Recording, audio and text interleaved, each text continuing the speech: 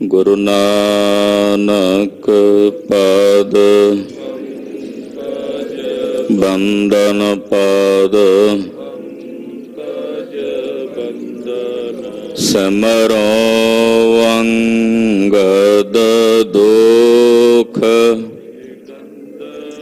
ਗੁਰ ਅਮਰਦਾਸ ਹਿਰਦੈ ਨਿਤ ਧਿਆਵੋ ਹਿਰਦੈ ਸ਼੍ਰੀ ਗੁਰੂ ਰਾਮਦਾਸ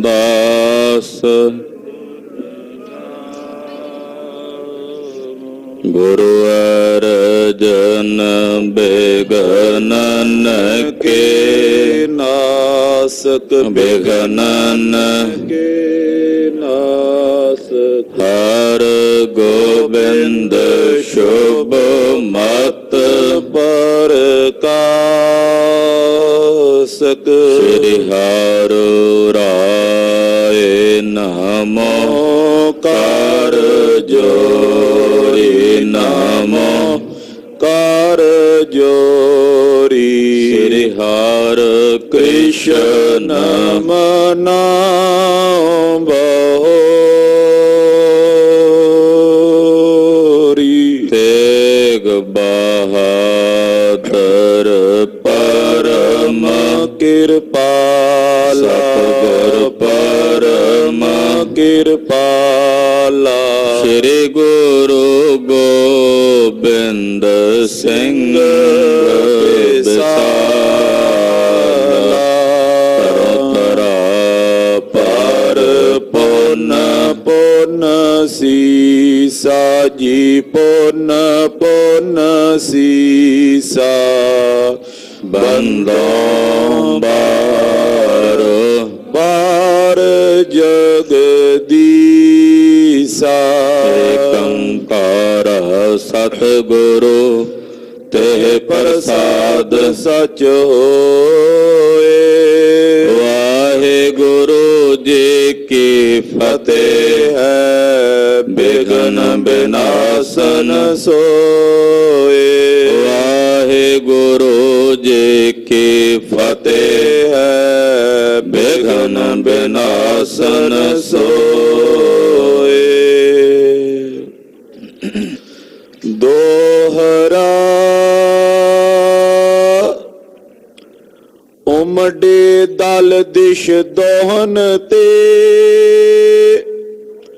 ਕਰੀ ਤੁਫੰਗੇ ਤਿਆਰ ਦਸਤਰਵਾਂ ਕਰ ਤਜ ਦਈ ਹੋਣ ਲਗੀ ਤਬ ਮਾਰ। ਵਾਹਿਗੁਰੂ ਜੀ ਕਾ ਖਾਲਸਾ ਵਾਹਿਗੁਰੂ ਜੀ ਕੀ ਫਤਿਹ। ਜੁਗੋ ਜੋਗਾ ਟਲ ਸਤਿਗੁਰ ਬਾਣੀ ਪੁਰਖ ਪੁਰਖੋਤਮ ਬਾਣੀ ਸਿਉ ਚਿਤ ਲਾਵੈ ਗੋ। ਗੁਰਬਾਣੀ ਸੁਨਤ ਮੇਰਾ ਮਨ ਦਰਵਿਆ ਮਨ ਭੀਨਾ ਨਿਜ ਘਰ ਆਵੈ ਗੋ। ਐਸੇ ਦੀਨ ਦਿਆਲ ਸਤਿਗੁਰੂ ਸ੍ਰੀ ਗੁਰੂ ਗ੍ਰੰਥ ਸਾਹਿਬ ਜੀ ਦੀ ਪਵਿੱਤਰ ਹਜ਼ੂਰੀ 'ਚ ਨੌਵੇਂ ਪਾਤਸ਼ਾਹ ਵੈਰਾਗ ਤਿਆਗ ਤੇ ਅਨੁਰਾਗ ਦੀ ਮਹਾਨ ਮੂਰਤ ਸਤਿਗੁਰੂ ਸ਼੍ਰੀ ਗੁਰੂ ਤੇਗ ਬਹਾਦਰ ਸਾਹਿਬ ਜੀ ਦੇ ਪਵਿੱਤਰ ਚਰਨ ਛੋਹ ਪ੍ਰਾਪਤ ਇਤਿਹਾਸਕ ਸਥਾਨ ਤੇ ਹਾਜ਼ਰੀਆਂ ਭਰ ਰਹੇ ਗੁਰੂ ਸਵਰੂਪ ਗੁਰੂ ਖਾਲਸਾ ਸਾਧ ਸੰਗਤ ਜੀਓ, ਧੰਤਾ ਦੇ ਪਾਤਰ ਹੋ, ਵੱਡੇ ਭਾਗਾਂ ਵਾਲੇ ਹੋ। ਬੰਦੀ ਛੋੜ ਦਿਵਸ ਦੀਵਾਲੀ ਦੇ ਜੋੜ ਮੇਲੇ ਬਹੁਤ ਹੀ ਸ਼ਰਧਾ ਭਾਵਨਾ ਆਸਥਾ ਤੇ ਸਤਿਕਾਰ ਸਹਿਤ ਗੁਰੂ ਚਰਨਾਂ 'ਚ ਇਕੱਤਰ ਹੋ ਕੇ ਮਨਾ ਰਹੇ। ਦੀਵਿਆਂ ਵਾਲੀ ਰਾਤ ਮਨੁੱਖ ਦੀ ਜ਼ਿੰਦਗੀ ਨੂੰ ਗੁਰਬਾਣੀ ਵਿੱਚ ਸਤਿਗੁਰਾਂ ਨੇ ਇੱਕ ਰਾਤ ਦੇ ਨਾਲ ਤਰਜੀਹ ਦਿੱਤੀ ਹੈ। ਜੈਸੇ ਰੈਣ ਪਰੋਹਣਾ ਉੱਠ ਚਲਸੈ ਪ੍ਰਭਾਤ। ਰੈਣ ਨਾਮ ਹੁੰਦਾ ਰਾਤ ਦਾ। ਮਨੁੱਖੀ ਜ਼ਿੰਦਗੀ ਇੱਕ ਰਾਤ ਦੇ ਸਮਾਨ ਹੀ ਹੈ। ਤੇ ਜਿਵੇਂ ਦੀਵਿਆਂ ਵਾਲੀ ਰਾਤ ਨੂੰ ਦੀਵੇ ਜਗਦੇ ਤੇ ਅੰਧਕਾਰ ਦੂਰ ਹੁੰਦਾ ਹੈ, ਤੈਸੇ ਮਨੁੱਖੀ ਜ਼ਿੰਦਗੀ ਵਿੱਚ ਅਗਰ ਸਾਹਿਬ ਜੀ ਦੇ ਅੰਮ੍ਰਿਤ ਨਾਮ ਦਾ, ਗਿਆਨ ਦਾ ਦੀਵਾ ਜਗੇ ਤਾਂ ਅਗਿਆਨਤਾ ਤੇ ਅਵਿਦਿਆ ਦਾ ਅੰਧਕਾਰ ਨਿਰਵਿਰਤ ਹੁੰਦਾ ਹੈ। ਸਾਹਿਬ ਜੀ ਦਾ ਅੰਮ੍ਰਿਤ ਨਾਮ ਮੇਰਾ ਦੀਵਾ ਹੈ, ਐਸੇ ਪਾਤਸ਼ਾਹ ਦੇ ਬਚਨ ਨੇ। ਉਹਦੇ ਵਿੱਚ ਮੈਂ ਦੁੱਖਾਂ ਦਾ ਤੇਲ ਪਾਇਆ, ਜਿਵੇਂ ਜਿਵੇਂ ਉਹ ਨਾਮ ਦਾ ਦੀਵਾ ਜਗਦਾ ਹੈ ਤਿਵੇਂ ਤਿਵੇਂ ਦੁੱਖਾਂ ਦਾ ਤੇਲ ਸੜਦਾ ਹੈ।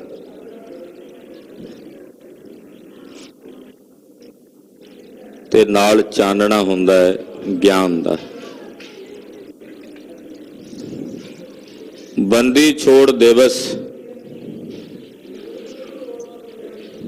ਇਸ ਨਾਂ ਨਾਲ ਸਮੁੱਚਾ ਖਾਲਸਾ ਪੰਥ ਅੱਜ ਦੇ ਦਿਨ ਨੂੰ ਮਨਾਉਂਦਾ ਹੈ। ਭਾਵੇਂ ਕਿ ਹਿੰਦੁਸਤਾਨ ਦੀ ਧਰਤੀ ਤੇ ਦੀਵਾਲੀ ਦਾ ਦਿਨ ਬੜੇ ਪੁਰਾਣੇ ਸਮੇਂ ਤੋਂ ਮਨਾਇਆ ਜਾਂਦਾ ਰਿਹਾ ਹੈ। ਉਹਦੇ ਨਾਲ ਬਹੁਤ ਸਾਰੇ ਅਖਿਆਨ ਜੁੜੇ ਹੋਏ ਨੇ, ਬਹੁਤ ਸਾਰੇ ਇਤਿਹਾਸ ਉਹਨਾਂ ਨੇ ਜੋੜੇ ਹੋਏ ਨੇ ਕਿ ਸ਼੍ਰੀ ਰਾਮ ਜੀ ਅਯੁੱਧਿਆ ਆਏ ਸਨ, ਤਦ 14 ਸਾਲਾਂ ਦੇ ਬਨਵਾਸ ਤੋਂ ਬਾਅਦ ਤੋਂ ਦੀਵੇ ਜਗਾ ਕੇ ਉਹਨਾਂ ਦਾ ਸਵਾਗਤ ਕੀਤਾ ਸੀ। ਕੰਸ ਨੂੰ ਮਾਰਿਆ ਸੀ ਅੱਜ ਦੇ ਦਿਨ, ਤਾਂ ਦੀਵੇ ਜਗਾਏ ਸੀ ਮਥੁਰਾ ਵਿੱਚ। ਭਗਵਾਨ ਕ੍ਰਿਸ਼ਨ ਜੀ ਨੇ ਆਪਣਾ ਰਾਜ ਸਥਾਪਿਤ ਕੀਤਾ ਤਾਂ ਦੀਵੇ ਜਗੇ ਸੀ। ਤੋ ਇਸ ਪ੍ਰਕਾਰ ਨਾਲ ਬਹੁਤ ਸਾਰੇ ਮਤਾਂ ਦੇ ਲੋਕਾਂ ਨੇ ਇਸ ਦਿਨ ਦੇ ਨਾਲ ਆਪਣੇ ਇਤਿਹਾਸ ਨੂੰ ਜੋੜਿਆ ਹੋਇਆ। ਗੁਰੂ ਪੰਥ ਦਾ ਜਿਹੜਾ ਇਤਿਹਾਸ ਜੁੜਦਾ ਹੈ ਕਿ ਗਵਾਲੀਅਰ ਦੇ ਕਿਲੇ ਵਿੱਚ ਜਦੋਂ ਸ੍ਰੀ ਗੁਰੂ ਹਰਗੋਬਿੰਦ ਸਾਹਿਬ ਜੀ ਮਹਾਰਾਜ ਜੀ ਨੂੰ ਨਜ਼ਰਬੰਦ ਕੀਤਾ ਗਿਆ, ਛੇਵੇਂ ਪਾਤਸ਼ਾਹ ਨੂੰ, ਸਤਿਗੁਰਾਂ ਦੇ ਨਾਲ ਮਹਾਰਾਜ ਜੀ ਦੇ 5 ਸਿੱਖ ਸਨ। ਬਾਦਸ਼ਾਹ ਜਹਾਂਗੀਰ, ਜਿਹਨੂੰ ਚੰਦੂ ਵਰਗਿਆਂ ਨੇ ਪੱਟੀ ਪੜ੍ਹਾਈ ਸੀ। ਰਾਜੇ ਲੋਕ ਅਕਸਰ ਕੰਨਾਂ ਦੇ ਕੱਚੇ ਹੁੰਦੇ ਨੇ, ਜਿਵੇਂ ਕਿਸੇ ਨੇ ਕਹਿ ਦਿੱਤਾ ਉਦਾਂ ਮੰਨ ਲਈ। ਚੰਦੂ ਵਰਗਿਆਂ ਨੇ ਫਰਮਾਇਆ, ਗੁਰੂ ਪਾਤਸ਼ਾਹ ਜੀ ਨੂੰ ਗਵਾਲੀਅਰ ਦੇ ਕਿਲੇ 'ਚ ਭੇਜ ਦਿੱਤਾ ਗਿਆ। ਕਈ ਮਹੀਨੇ ਬੀਤ ਜਾਣ ਤੋਂ ਬਾਅਦ ਵੀ ਸਤਿਗੁਰਾਂ ਨੂੰ ਉੱਥੋਂ ਜਦੋਂ ਨਾ ਬੁਲਾਇਆ ਤਾਂ ਗੁਰੂ ਕੇ ਸਿੱਖਾਂ ਨੇ ਬਾਬਾ ਬੁੱਢਾ ਸਾਹਿਬ ਜੀ ਕੋਲੋਂ ਆਗਿਆ ਲੈ ਕੇ ਉਸ ਵਕਤ ਫਿਰ ਆਪਣੀ ਕਲਾ ਵਿਖਾਈ। ਕਿਉਂਕਿ ਜਦੋਂ 6ਵੇਂ ਪਾਤਸ਼ਾਹ ਜੀ ਗਵਾਲੀਅਰ ਦੇ ਕਿਲੇ ਵਿੱਚ ਸਨ ਤੇ ਪੰਜਾਬ ਦੇ ਵਿੱਚ ਸੰਗਤਾਂ ਸਿੱਖ ਬੜੇ ਵਿਆਕੁਲ ਤੇ ਬੇਬਲ ਹੋ ਗਏ, ਤੋ ਵਹੀਰਾਂ ਘੱਤ ਕੇ ਗਵਾਲੀਅਰ ਨੂੰ ਚੱਲ ਪਏ। ਕਿਲੇ ਦੀਆਂ ਪਰਿਕਰਮਾ ਕਰਦੇ, ਗੁਰੂ ਸਾਹਿਬ ਨੂੰ ਨਮਸਕਾਰਾਂ ਕਰਦੇ ਤੇ ਬੇਨਤੀਆਂ ਕਰਦੇ, ਸਤਿਗੁਰੂ ਦਰਸ਼ਨ ਦਿਓ। ਮਾਤਾ ਗੰਗਾ ਜੀ ਨੇ ਧੰਨ ਬਾਬਾ ਬੁੱਢਾ ਸਾਹਿਬ ਜੀ ਨੂੰ ਭੇਜਿਆ ਕਿ ਤੁਸੀਂ ਆਪਣੇ ਨਾਲ ਸਿੱਖਾਂ ਨੂੰ ਇਕੱਠਿਆਂ ਕਰਕੇ ਲੈ ਕੇ ਜਾਓ। ਜੇ ਲੋੜ ਪਵੇ ਜੰਗ ਕਰਕੇ ਗੁਰੂ ਜੀ ਨੂੰ ਲੈ ਕੇ ਆਉਣ ਦੀ ਤਾਂ ਜੰਗ ਵੀ ਲੜੋ। ਤਕਰੀਬਨ ਇਤਿਹਾਸਕਾਰ ਕਹਿੰਦੇ ਵੀ 30,000 ਨੇੜੇ ਸਿੱਖ ਗਿਣਤੀ ਦੇ ਇਕੱਠੇ ਕਰਕੇ ਬਾਬਾ ਬੁੱਢਾ ਜੀ ਗਵਾਲੀਅਰ ਪਹੁੰਚੇ। 6ਵੇਂ ਪਾਤਸ਼ਾਹ ਨੂੰ ਬੇਨਤੀ ਕੀਤੀ। ਮਹਾਰਾਜ ਜੀ ਨੇ ਆਖਿਆ, ਬਾਬਾ ਜੀ ਹਾਲੇ ਲੜਨ ਦਾ ਸਮਾਂ ਨਹੀਂ। ਪਰ ਸਿੱਖਾਂ ਨੇ ਬਾਬਾ ਜੀ ਕੋਲੋਂ ਆਗਿਆ ਲੈ ਲਈ ਕਿ ਬਾਦਸ਼ਾਹ ਨੂੰ ਕੋਈ ਚਮਤਕਾਰ ਵਿਖਾਉਣਾ ਪਏਗਾ ਤਾਂ ਸ਼ਰਨ ਆਉਣਾ ਉਹਨੇ ਗੁਰੂ ਜੀ ਦੀ। ਉਧਰੋਂ ਸਾਈਂ ਮੀਆਂ ਮੀਰ ਜੀ, ਉਹਨਾਂ ਨੇ ਜ਼ੋਰ ਪਾਇਆ ਬਾਦਸ਼ਾਹ ਨੂੰ। ਹਾਂਜੀ ਵਾਹਿਗੁਰੂ, ਕੌਣ ਆ ਉੱਤੇ, ਉਹਨਾਂ ਨੂੰ ਕੋਈ ਸ਼ਾਂਤੀ ਵਰਤਾਓ।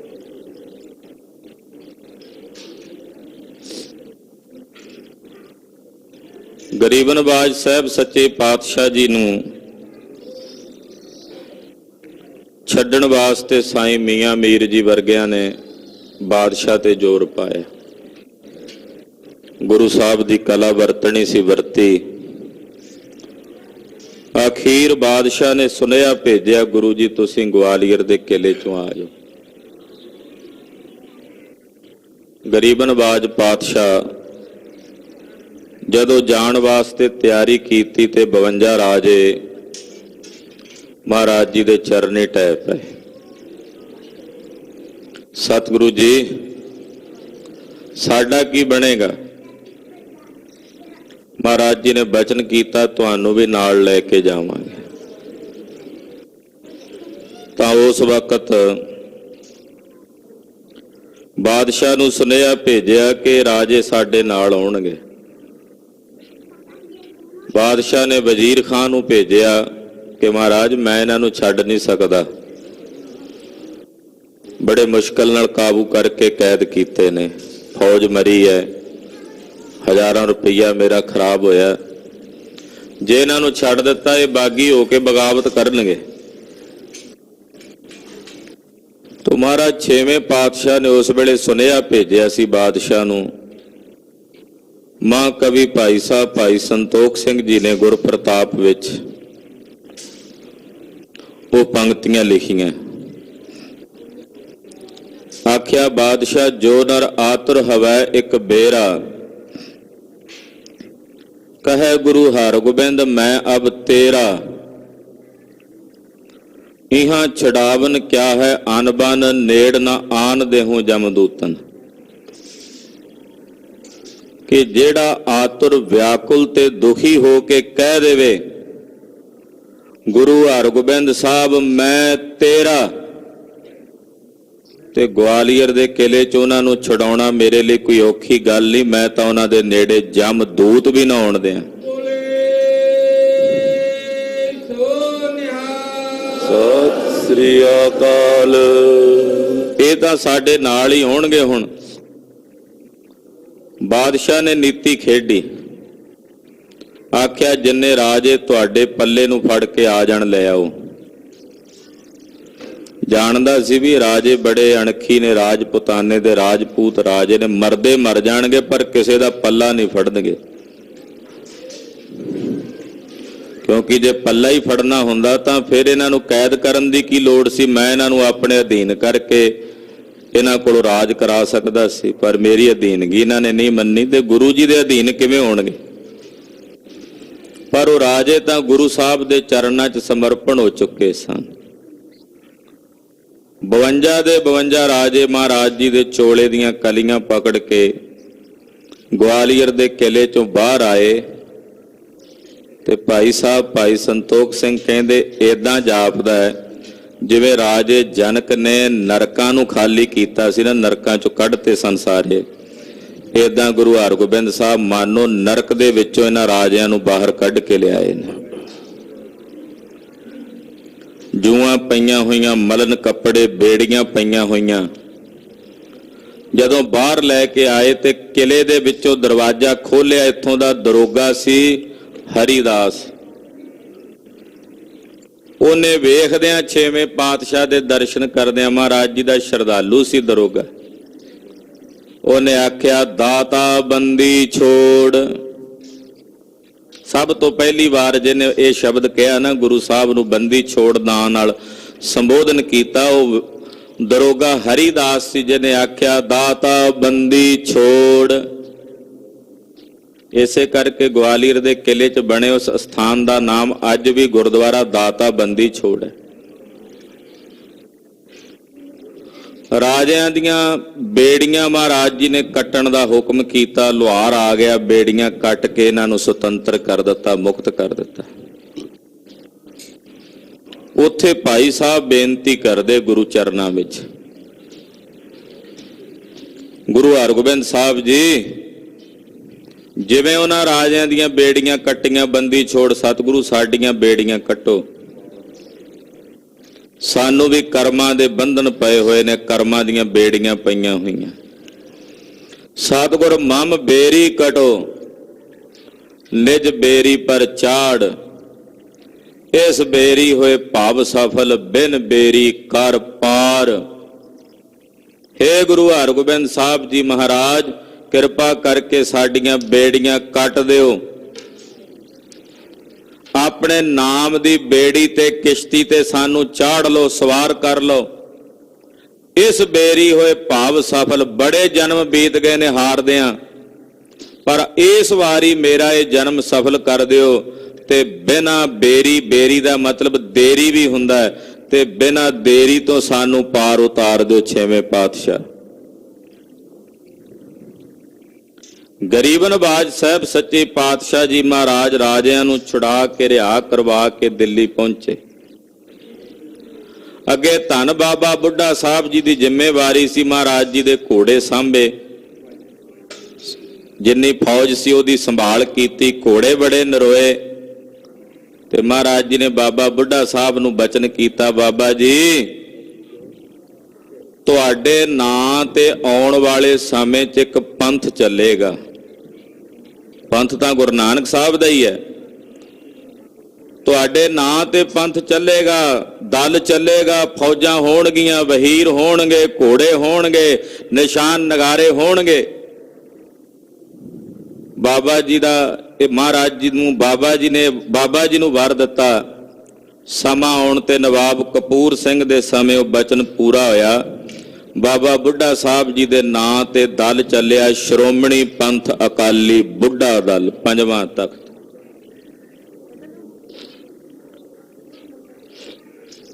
गरीब नवाज जी ने हुक्म किया, बाबा जी तुसी श्री अमृतसर साहब जाओ, तैयारियां करो।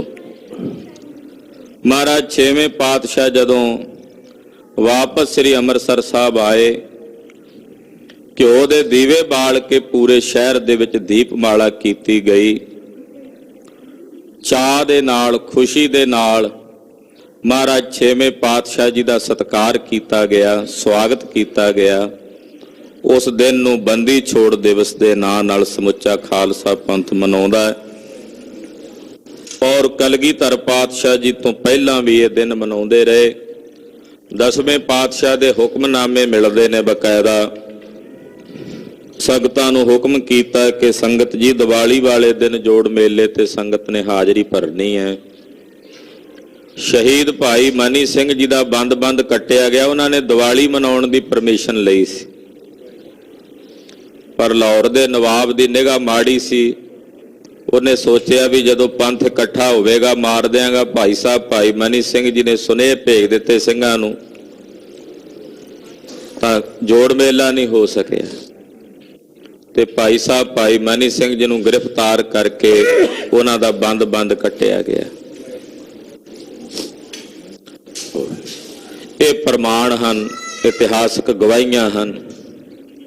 बंदी छोड़ दिवस, दिवाली दे जोड़ मेले मनाउण दी जिहड़ी मर्यादा गुरु घर दे विच आद काल तो गुरु साहब जी दे समय तो चलदी आई है। जिथे अज बंदी छोड़ दिवस है, समूह संगतां नूं दिवाली दे जोड़ मेले दियां, बंदी छोड़ दिवस दियां लख लख वधाइयां हन। उथे अज महान शहीद, शहीदां दी मिसल दे पहले जथेदार, दमदमी टकसाल दे पहले जथेदार शहीद बाबा दीप सिंह साहब, अज बाबा दीप सिंह जी का शहीदी दिहाड़ा है। बाबा दीप सिंह जी जिन्हां दा जन्म पहूविंड होया, कलगीधर जी दे कोलों खंडे दी पौल छकी, आनंदपुर साहब विच भाई मनी सिंह जी दे कोल रह के विद्या पढ़ी। कलगीधर जी दे कोलों घोड़ सवारी, नेजेबाजी ये विद्या सीखी। जदों दमदमा साहब गुरु कांशी विखे कलगीधर जी जंगां युद्धां तो वेले हो के आए, श्री गुरु ग्रंथ साहब जी दे पावन स्वरूप लिखवाण दी सेवा शुरू की। भाई मनी सिंह जी लिखारी सन, लिखते सी। बाबा दीप सिंह जी नाल सहायक सन, कलमां कढ़नियां, शाही बनाउणी ते कोल बह के महाराज जी दे कोल सारी बाणी सुननी। ਤੇ ਜਦੋਂ ਇਹ ਪੰਕਤੀਆਂ ਆਈਆਂ ਨਾ, ਜੋ ਤੋ ਪ੍ਰੇਮ ਖੇਲਣ ਕਾ ਚਾਓ, ਸਿਰ ਧਰ ਤਲੀ ਗਲੀ ਮੇਰੀ ਆਓ, ਇਤ ਮਾਰਗ ਪੈਰ ਧਰੀਜੈ, ਸਿਰ ਦੀਜੈ ਕਾਣ ਨ ਕੀਜੈ। ਭਾਈ ਸਾਹਿਬ ਨੇ ਬੇਨਤੀ ਕੀਤੀ, ਮਹਾਰਾਜ ਕਲਗੀਧਰ ਜੀ ਕਦੇ ਵਚਨ ਸੱਚ ਹੋਣ, ਕਦੇ ਕਿਸੇ ਸਿੱਖ ਦੇ ਜੀਵਨ ਵਿੱਚ ਕਲ ਕੇ ਬਚਨ ਆ ਜਾਣ। ਤਾਂ ਮਹਾਰਾਜ ਜੀ ਨੇ ਆਖਿਆ, ਬਾਬਾ ਦੀਪ ਸਿੰਘ ਜੀ ਇਹ ਬਚਨਾਂ ਦੇ ਉੱਤੇ ਤੁਸੀਂ ਚੱਲੋਗੇ ਸਮਾਂ ਆਉਣ ਤੇ। ਸਿਰ ਤਲੀ ਤੇ ਰੱਖ ਕੇ ਕਿਵੇਂ ਜਾਈਦਾ, ਲੋਕਾਂ ਲਈ ਪੂਰਨੇ ਤੁਸੀਂ ਪਾਓਗੇ ਦੀਪ ਸਿੰਘ ਜੀ। ਬਾਬਾ ਦੀਪ ਸਿੰਘ ਸਾਹਿਬ ਜੀ ਨੂੰ ਦਮਦਮਾ ਸਾਹਿਬ ਵਿਖੇ, ਕਿਉਂਕਿ ਇੱਥੇ ਸੇਵਾ ਕਰਦੇ ਸਨ, ਸ੍ਰੀ ਗੁਰੂ ਗ੍ਰੰਥ ਸਾਹਿਬ ਜੀ ਦੇ ਪਾਵਨ ਸਰੂਪ ਬਾਬਾ ਜੀ ਨੇ 4 ਸਰੂਪ ਲਿਖੇ। ਬੜੀ ਵੱਡੀ ਘਾਲਣਾ ਸੀ ਬਾਬਾ ਦੀਪ ਸਿੰਘ ਜੀ ਦੀ। ਜਿੱਥੇ ਸ੍ਰੀ ਗੁਰੂ ਗ੍ਰੰਥ ਸਾਹਿਬ ਜੀ ਦੇ 4 ਸਰੂਪ ਲਿਖੇ, ਉੱਥੇ 10ਵੇਂ ਪਾਤਸ਼ਾਹ ਜੀ ਦੀ ਪਾਵਨ ਬਾਣੀ ਦਸਮ ਗ੍ਰੰਥ ਸਾਹਿਬ ਦਾ ਸਰੂਪ ਲਿਖਿਆ। 4 ਸਰੂਪ 4 ਤਖਤਾਂ ਤੇ ਭੇਜੇ, ਅੱਜ ਵੀ ਤਖਤਾਂ ਤੇ ਸੁਭਾਏਮਾਨ ਨੇ, ਸੰਗਤਾਂ ਦਰਸ਼ਨ ਕਰਦੀਆਂ। ਜਿਸ ਵਕਤ ਅਬਦਾਲੀ ਹਿੰਦੁਸਤਾਨ ਤੇ ਹਮਲਾਵਰ ਹੋ ਕੇ ਆਇਆ, ਹਮਲਾ ਕਰਕੇ ਲੁੱਟ ਕੇ ਲੈ ਜਾਂਦਾ, ਰਸਤੇ ਵਿੱਚ ਸਿੰਘ ਇਹਨੂੰ ਪੰਜਾਬ ਆ ਕੇ ਘੇਰਦੇ ਨੇ, ਪਿੱਛੋਂ ਲੁੱਟ ਕੇ ਆਉਂਦਾ, ਕੋਈ ਨਹੀਂ ਇਹਨੂੰ ਰੋਕਦਾ। ਅਬਦਾਲੀ ਖਾਲਸੇ ਤੋਂ ਬੜਾ ਤੰਗ ਸੀ ਵੀ ਮੈਂ ਹਿੰਦੁਸਤਾਨ ਨੂੰ ਲੁੱਟਦਾ, ਇਹ ਮੈਨੂੰ ਲੁੱਟ ਕੇ ਲੈ ਜਾਂਦੇ ਨੇ, ਬੜੇ ਯੋਧੇ ਨੇ। ਤਾਂ ਅਬਦਾਲੀ ਨੇ ਸੰਕਲਪ ਕੀਤਾ ਵੀ ਮੈਂ ਇਹਨਾਂ ਸਿੰਘਾਂ ਦਾ ਖੁਰਾ ਖੋਜ ਮਿਟਾ ਦੇਣਾ। ਵੱਡਾ ਘੱਲੂਘਾਰਾ ਹੋਇਆ, ਕਈ ਤਰੀਕਿਆਂ ਨਾਲ ਉਹਨੇ ਖਾਲਸੇ ਨੂੰ ਮੁਕਾਉਣ ਦਾ ਯਤਨ ਕੀਤਾ। ਉਹਨੂੰ ਪਤਾ ਲੱਗਾ ਕਿ ਇਹਨਾਂ ਦੇ ਕੋਲ ਸ੍ਰੀ ਅੰਮ੍ਰਿਤਸਰ ਸਰੋਵਰ ਹੈ, ਉੱਥੋਂ ਇਹ ਅੰਮ੍ਰਿਤ ਪੀਂਦੇ ਨੇ, ਅਮਰ ਹੋ ਜਾਂਦੇ ਨੇ, ਵੀ ਉਹੀ ਪੂਰਦੇ ਹੀ ਹੈ।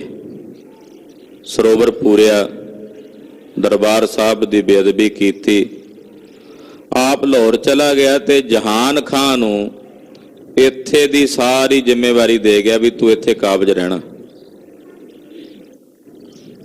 ਬਾਬਾ ਦੀਪ ਸਿੰਘ ਜੀ ਉਹਨਾਂ ਦਿਨਾਂ ਵਿੱਚ ਦਮਦਮਾ ਸਾਹਿਬ ਸਨ, 80 ਸਾਲ ਦੇ ਬਜ਼ੁਰਗ ਹੋ ਚੁੱਕੇ ਨੇ।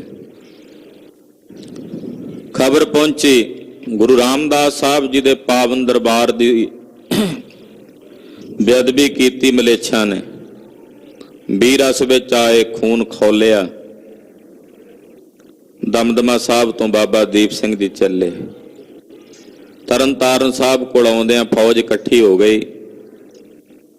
17 ਸ਼ੇਰ ਦਾ ਖੰਡਾ ਹੱਥ 'ਚ ਫੜ ਕੇ ਉੱਥੇ ਲਕੀਰ ਖਿੱਚੀ ਬਾਬਾ ਜੀ ਨੇ।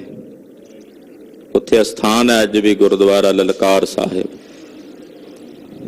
ਲਕੀਰ ਖਿੱਚ ਕੇ ਲਲਕਾਰ ਕੇ ਆਖਿਆ, ਖਾਲਸਾ ਜੀ ਇਹ ਲਕੀਰ ਉਹੀ ਟੱਪ ਕੇ ਆਇਓ ਜਿਹਨਾਂ ਸ਼ਹੀਦੀ ਪਾਉਣੀ ਹੈ, ਜਿਨ੍ਹਾਂ ਨੂੰ ਜਿੰਦ ਪਿਆਰੀ ਆ, ਵਾਪਸ ਮੁੜ ਜਾਣ ਇੱਥੋਂ ਹੀ। ਜਿੰਨੀਆਂ ਫੌਜਾਂ ਸਨ ਸਾਰੀਆਂ ਲਕੀਰ ਟੱਪ ਕੇ ਅੱਗੇ ਆਈਆਂ, ਕਿਉਂਕਿ ਸ਼ਹੀਦਾਂ ਦੀ ਮਿਸਲ ਸੀ, ਜਿਉਂਦੇ ਸ਼ਹੀਦ ਸਨ। ਸ਼ਹੀਦਾਂ ਦੀ ਉਹ ਮਿਸਲ ਅੱਜ ਵੀ ਬਾਬਾ ਦੀਪ ਸਿੰਘ ਜੀ ਦੇ ਨਾਂ ਤੇ ਪੰਥ ਵਿੱਚ ਸੇਵਾ ਕਰਦੀ ਹੈ। ਮਿਸਲ ਸ਼ਹੀਦ ਬਾਬਾ ਦੀਪ ਸਿੰਘ ਜੀ, ਤਰਨਾ ਦਲ ਬਾਬਾ ਬਕਾਲਾ, ਉਹ ਬਾਬਾ ਦੀਪ ਸਿੰਘ ਜੀ ਦੀ ਸ਼ਹੀਦਾਂ ਦੀ ਉਹ ਮਿਸਲ ਅੱਜ ਵੀ ਪੰਥ ਵਿੱਚ ਸੇਵਾ ਕਰ ਰਹੀ ਹੈ। ਤੋ ਜਿਸ ਵੇਲੇ ਲਕੀਰ ਖਿੱਚ ਕੇ ਵੰਗਾਰਿਆ, ਫੌਜਾਂ ਅੱਗੇ ਆਈਆਂ, ਜਹਾਨ ਖਾਂ ਅੱਗੇ ਆ ਕੇ ਲੜਨ ਲੱਗਾ।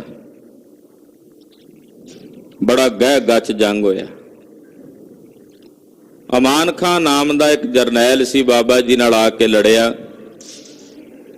ਸਾਂਝੇ ਵਾਰ ਹੋਏ। ਸਾਂਝੇ ਵਾਰਾਂ ਦੇ ਵਿੱਚ ਅਮਾਨ ਖਾਂ ਦਾ ਸਿਰ ਵੱਢ ਕੇ ਬਾਬਾ ਜੀ ਨੇ ਸੁੱਟ ਦਿੱਤਾ, ਤੇ ਬਾਬਾ ਜੀ ਦੇ ਵੀ ਸੀਸ ਤੇ ਤਲਵਾਰ ਚੱਲੀ ਤੇ ਸਿਰ ਉਹਨਾਂ ਦਾ ਵੀ ਵੱਖਰਾ ਹੋ ਗਿਆ। ਧੜ ਨਾਲੋਂ ਵੱਖਰਾ ਹੋ ਗਿਆ ਸੀ। ਕਹਿ ਦਿੰਦੇ ਨਾ ਜੀ, ਕਰਾਰਾ ਫੱਟ ਲੱਗਾ ਸੀ ਜੀ ਤੇ ਜ਼ਖਮ ਹੋ ਗਿਆ ਸੀ ਗਹਿਰਾ ਜੀ, ਤੇ ਇੱਕ ਹੱਥ ਦੇ ਨਾਲ ਸਿਰ ਰੋਕ ਲਿਆ ਆਪਣਾ ਤੇ ਲੜਦੇ। ਇਹ ਸਭ ਉਹਨਾਂ ਲੋਕਾਂ ਦੀਆਂ ਬਾਤਾਂ ਨੇ ਜਿਹੜੇ ਸ਼ਰਧਾ ਵਿਹੂਣੇ ਲੋਕ ਨੇ, ਜਿਹੜੇ ਹਰ ਗੱਲ ਨੂੰ ਤਰਕ ਦੇ ਪੈਮਾਨੇ ਨਾਲ ਸੋਚਦੇ ਐ। ਸੀਸ ਬਿਲਕੁਲ ਧੜ ਤੋਂ ਵੱਖਰਾ ਹੋ ਗਿਆ ਸੀ ਬਾਬਾ ਜੀ ਦਾ। ਲਾਗੇ ਖੜੇ ਸਿੰਘ ਨੇ ਆਖਿਆ, ਬਾਬਾ ਜੀ ਦਰਬਾਰ ਸਾਹਿਬ ਦੂਰ ਹੈ ਹਲੇ, ਤੁਸੀਂ ਬਚਨ ਕੀਤਾ ਸੀ ਪ੍ਰਕਰਮਾਂ ਵਿੱਚ ਸੀਸ ਭੇਟ ਕਰਨਾ।